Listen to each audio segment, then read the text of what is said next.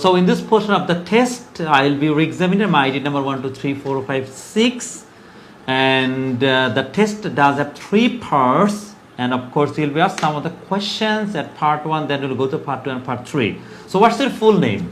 Well, my full name is Rifa. Okay, so how may I call you? You may call me as Rifa. So Rifa, do you work or study? I am a student, so I study. What do you study nowadays?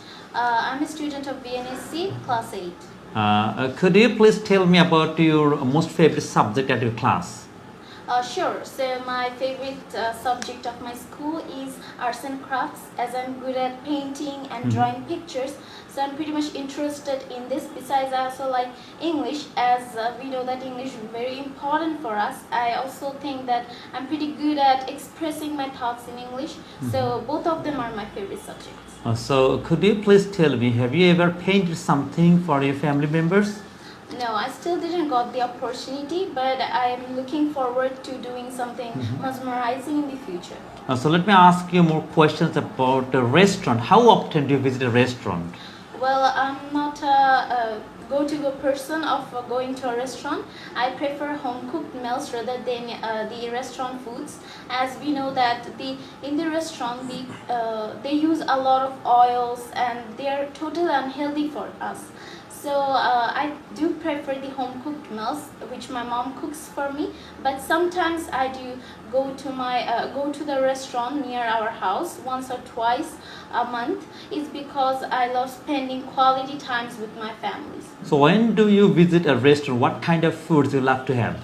I basically love Chinese and Thai restaurant because the foods and the taste is very cool and sovereign. So I do prefer going to a Chinese or Thai restaurant. So this is the end of your IELTS speaking test part 1. Let's move on to part 2. In this portion of the test, you'll be given a card, and here is your card. Don't touch it until I do ask you to do so. And of course, you'll be given 1 minute to take some preparation. So this is the card, and here is the paper and the pencil. If you want to take some notes, of course you are allowed to take some notes. So if I do 1 minute preparation time, it starts now. Thank you.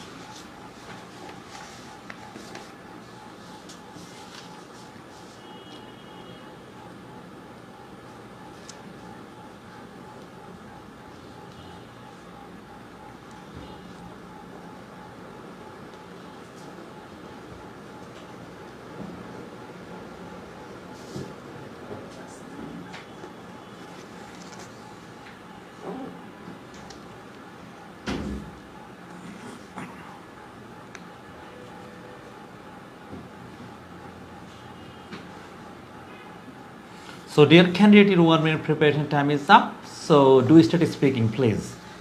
First of all, I want to say thank you for giving me the opportunity to get myself prepared.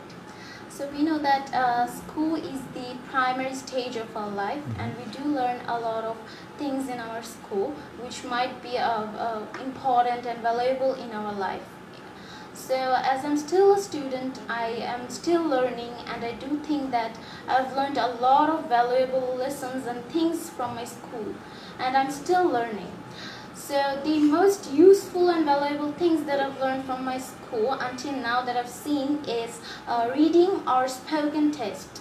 So the reading and spoken test is the greatest idea that I've seen, which helped me improve myself up to this far. So